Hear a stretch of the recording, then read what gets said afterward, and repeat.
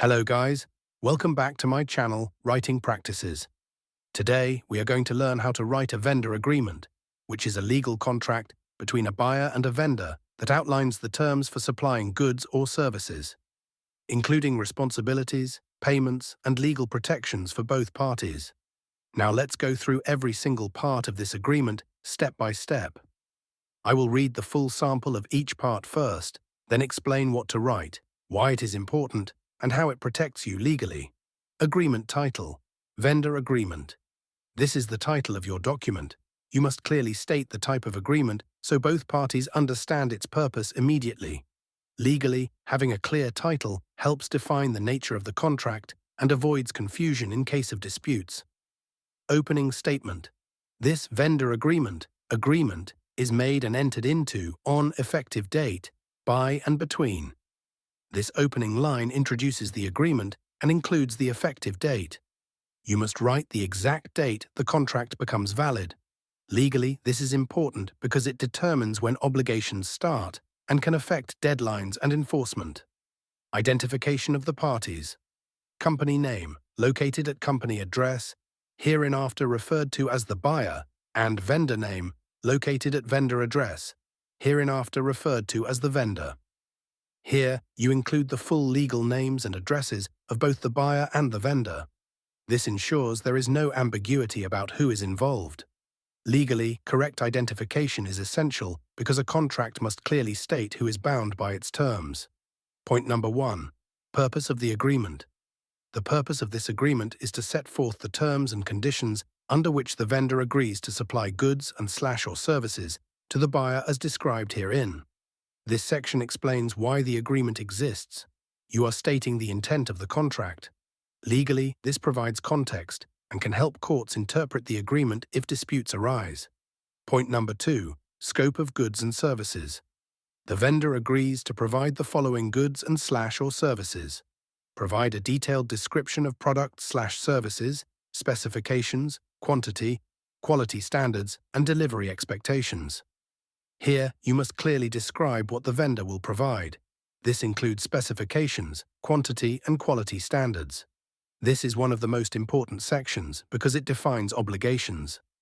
Legally, a vague scope can lead to disputes about what was promised or delivered. Point number 3. Term. This agreement shall commence on start date and shall remain in effect until end date, unless terminated earlier in accordance with this agreement. This defines how long the agreement will last. You must include both start and end dates. Legally, this ensures both parties know when their obligations begin and end. Point number 4. Pricing and payment terms. The buyer agrees to pay the vendor as follows: total amount, insert amount. Payment method, bank transfer, check, etc. Payment due date. Insert terms such as net 30 days. Any late payments may be subject to applicable penalties or interest as permitted by law. This section explains how much will be paid, how it will be paid, and when it is due. It also includes penalties for late payments. Legally, this is critical because it allows the vendor to enforce payment and protects both parties from misunderstandings. Point number 5. Delivery terms. The vendor shall deliver the goods/services to delivery address or method. Delivery shall be completed by delivery date. The vendor is responsible for ensuring timely and safe delivery. Here, you define where and when delivery will happen. This is important for logistics and accountability. Legally, it ensures the vendor is responsible for delivering goods safely and on time. Point number 6. Obligations of the vendor. The vendor agrees to provide goods/services in accordance with agreed specifications, comply with all applicable laws and regulations, maintain necessary licenses and permits, ensure quality and performance standards are met. This section lists the vendor's responsibilities. You must clearly state what the vendor is required to do. Legally, this protects the buyer by ensuring compliance with laws and quality standards. Point number 7. Obligations of the buyer.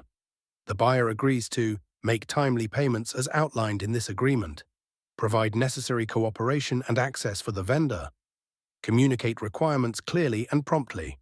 Here you outline the buyer's responsibilities. This ensures fairness in the agreement. Legally, it protects the vendor by requiring the buyer to fulfill their obligations as well. Point number 8. Confidentiality. Both parties agree to keep confidential any proprietary or sensitive information obtained during the course of this agreement and shall not disclose such information to any third party without prior written consent. This protects sensitive information shared during the agreement. Legally, it prevents misuse or disclosure of confidential data and can be enforced if breached. Point number 9. Termination. Either party may terminate this agreement by providing number of days written notice to the other party. This agreement may be terminated immediately in the event of breach of contract, failure to perform obligations, insolvency, or legal incapacity. This section explains how the agreement can be ended. You must include notice requirements and specific conditions for immediate termination.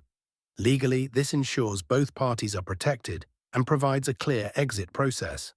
Point number 10. Liability and indemnification. The vendor shall be liable for any damages resulting from negligence, misconduct, or failure to fulfill obligations under this agreement. The vendor agrees to indemnify and hold harmless the buyer against any claims, losses, or damages arising from the vendor's actions. This defines responsibility for damages. Legally, it protects the buyer from losses caused by the vendor and ensures accountability. Point number 11. Dispute resolution. Any disputes arising out of or related to this agreement shall be resolved through negotiation, mediation, arbitration, or court jurisdiction. This explains how disputes will be handled. Legally, it can save time and costs by specifying whether issues will go to mediation, arbitration, or court. Point number 12. Governing law. This agreement shall be governed by and construed in accordance with the laws of jurisdiction and country. This specifies which laws apply to the agreement. Legally, this is essential, especially if parties are in different locations. Point number 13. Entire agreement. This agreement constitutes the entire understanding between the parties and supersedes all prior agreements, whether written or oral. This confirms that this document is the final agreement. Legally, it prevents either party from claiming that previous discussions are part of the contract. Point number 14. Amendments. Any amendments to this agreement must be made in writing and signed by both parties. This ensures that any changes must be documented. Legally, this prevents disputes over verbal modifications. Point number 15. Signatures. In witness whereof, the parties have executed this vendor agreement as of the date first written above. Buyer, name. Guest title. Chico's signature. The date. The vendor, name. Can title. Co-signature. Hum date. This is where both parties sign the agreement. You must include names, titles, signatures, and dates. Legally, signatures make the contract enforceable. Without them, the agreement may not hold legal value. So that's how you write a vendor agreement step by step.